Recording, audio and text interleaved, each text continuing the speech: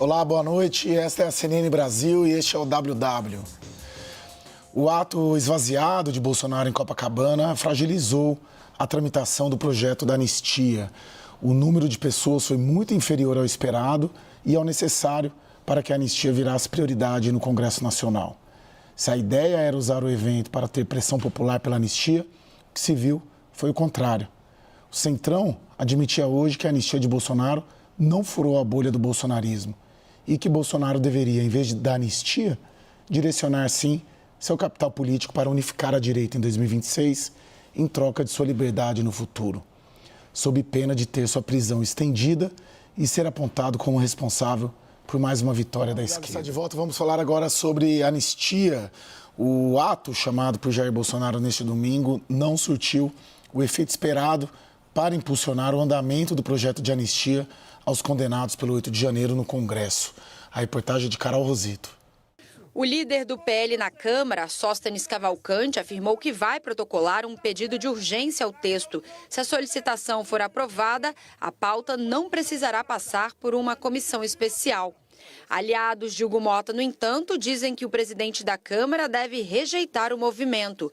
Hugo quer que o projeto seja discutido entre os líderes partidários antes de chegar ao plenário.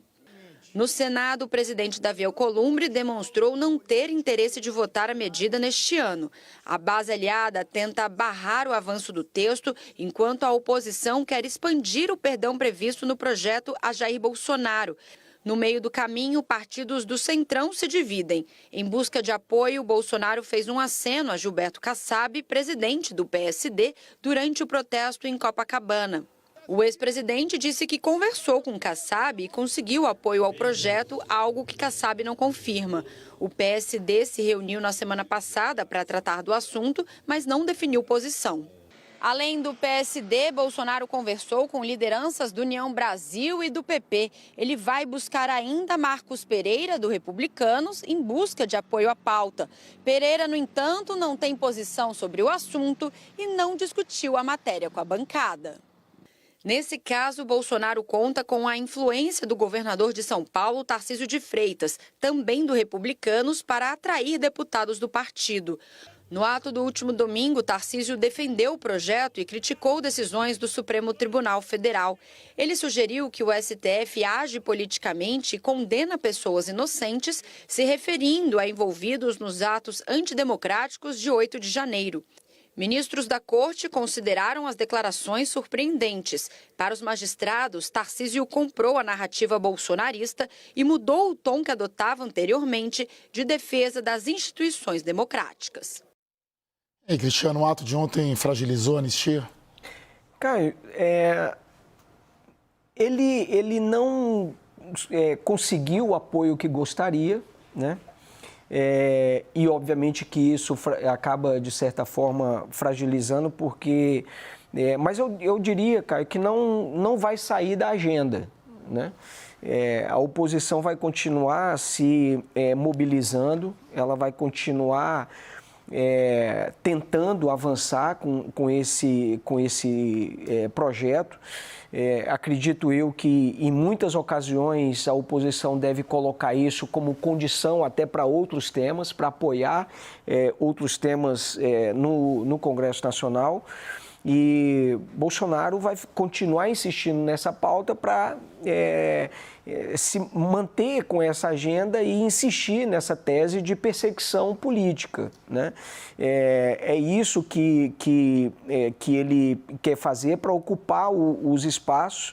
A mobilização, ela foi esvaziada, mas 18 mil pessoas num dia de Fla-Flu, diga-se de passagem, né?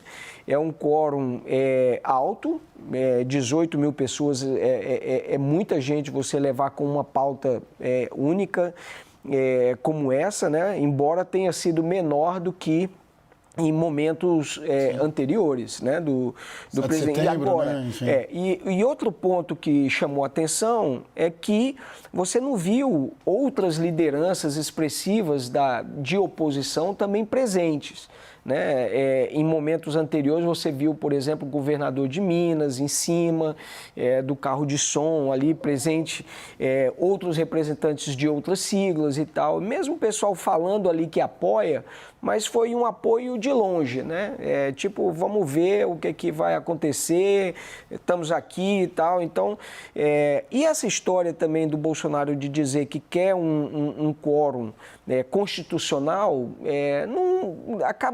isso não faz pressão no Supremo Tribunal Federal.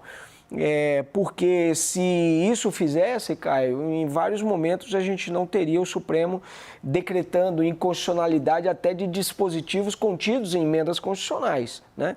Então, o Supremo, fatalmente, se o Congresso apoiasse isso, a gente viria um questionamento no Supremo sobre isso e, eventualmente, o Supremo pode dizer, olha, crime contra o Estado Democrático de Direito não tem anistia, porque senão você está aqui tirando a importância de um tema tão relevante com o rompimento da democracia, das instituições, enfim. Esse pode ser um entendimento que o Supremo pode ter, eventualmente, no futuro, né?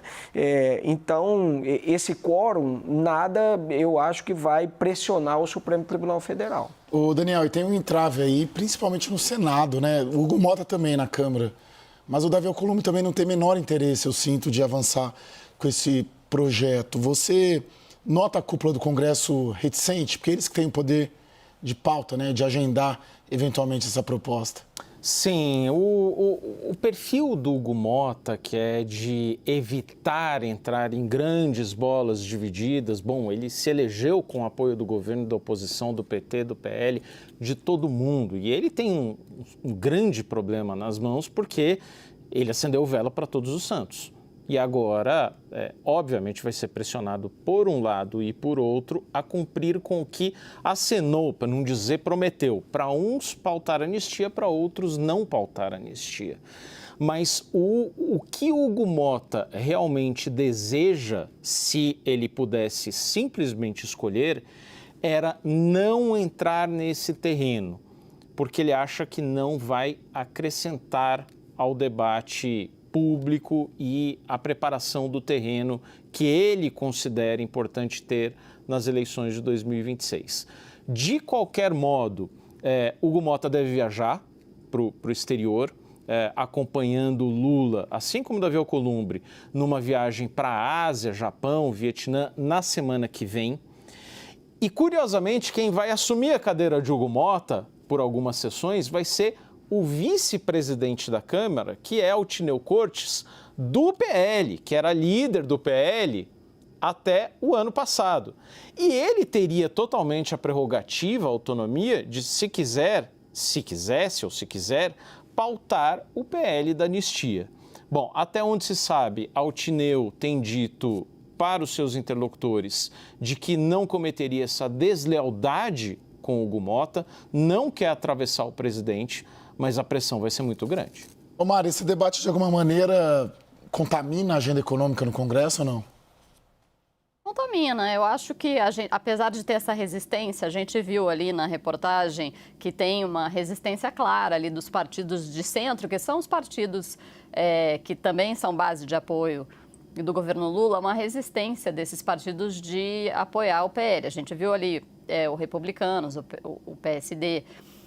Então, eu acredito que com essa resistência, com esse constrangimento, esse assunto vai continuar na pauta, a oposição vai continuar insistindo nisso e, logicamente, o debate dos projetos econômicos, que sempre são complexos, acabam sendo prejudicados nesse sentido. Eu acredito que isso pode piorar assim, um pouco essa tramitação e a gente tem que lembrar, estamos no segundo biênio.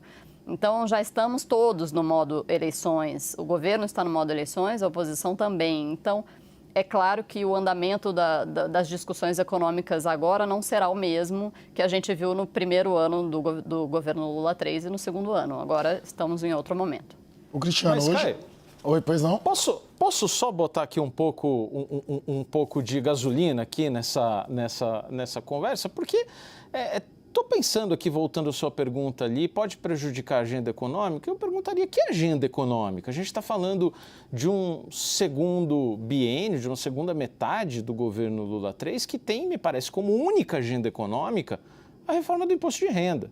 Talvez alguma coisinha mais ampla da reforma tributária da renda como um todo, mas o grosso é o imposto de renda. E aí, claro que você tem ali uma agenda menor que foi apresentada como agenda econômica do Ministério da Fazenda, mas que não tem grandes divergências e também digamos, não mobiliza o empresariado, não são projetos-chave para a agenda de produtividade do país. Quer dizer, ninguém vai criar um cavalo de batalha em torno da modernização da lei de concessões, né? Isso não é o tema. E aí você tem toda uma discussão, a gente passou aqui semanas falando de reforma ministerial, de recomposição, relançamento do governo. Para qual agenda econômica mesmo? Ô Cristiano, agora, hoje os bolsonaristas, mesmo bolsonaristas muito próximos ao Bolsonaro, dizendo que ele deveria virar essa agenda. Essa agenda tem muita dificuldade de evoluir e evoluindo o Supremo vai derrubar. E um dos caminhos, pelo menos mostrados, pelo menos relatados para mim, é que ele devia pegar esse capital político, direcionar para uma candidatura, de repente para o Tarcísio, e negociar um indulto lá na frente. Por que ele não faz isso? Bom, Caio, em primeiro lugar, porque o Bolsonaro ele quer se autopreservar. Então, o Bolsonaro, quando ele insiste na candidatura dele, ele está reafirmando de que ele é inocente. Quando o Bolsonaro insiste na candidatura dele, ele quer reforçar a narrativa de que ele está sendo perseguido. Então, isso é um caminho. É um motivo. Segundo motivo é que, se ele eventualmente aponta uma outra alternativa, essa alternativa vai ter uma dimensão muito grande, vai ganhar ali uma projeção, e isso o Bolsonaro não necessariamente precisa fazer agora, porque o Tarcísio, por exemplo, se for o escolhido, o Tarcísio só vai poder, de qualquer forma, a data limite dele é 6 de abril do próximo ano. Então, para que fazer isso agora? Para entrar, para se tornar vidraça já desde já, para começar a levar pancada de todos os lados por conta disso? Então, esse é o ponto. Em terceiro lugar, quando o Bolsonaro estica isso também, essa definição, ele pode ir arrancando determinados acordos. Ele pode arrancar, por exemplo, olha, o vice eu que aponto, as alianças eu tenho que opinar, no estado A, B e C eu que quero definir quem que será aqui o vice, como ele inclusive fez no caso da candidatura, por exemplo, do Ricardo Nunes, do próprio Tarcísio aqui em São Paulo. Então ele mantém uma força e um prestígio político.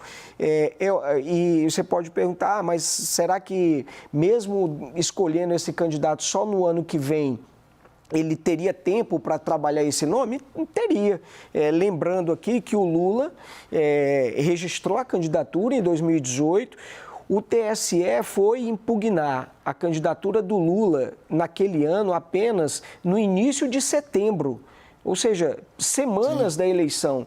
E mesmo assim, o Haddad saiu de 4% que ele tinha nas pesquisas para 45% no segundo turno. Então, há tempo, especialmente a esse campo da direita também, que consegue manejar muito bem as redes sociais. Eles têm uma força muito grande e pode projetar o nome. E se, eventualmente, até se o nome for o Tarcísio, eu acredito que o Tarcísio também teria capacidade de aglutinar muito essas forças. Ou seja, ele seria uma candidatura com uma infraestrutura partidária, com uma força de aliança muito forte. Então, ele não faz por esses motivos, Caio. Bom, eu quero me despedir dos três aqui, começar pela Mariana Londres, que é jornalista, analista política da Fato Inteligência Política. Obrigado, Mariana. Volte sempre. Obrigada. Também o Cristiano Noronha, cientista político, vice-presidente da Arco Advice. Obrigado, meu caro, por ter vindo aqui. Prazer estar aqui com vocês. Fazer companhia comigo. Desculpa a voz, viu? Também. E ao Daniel Hitcher, nosso diretor em Brasília. Até amanhã, meu amigo.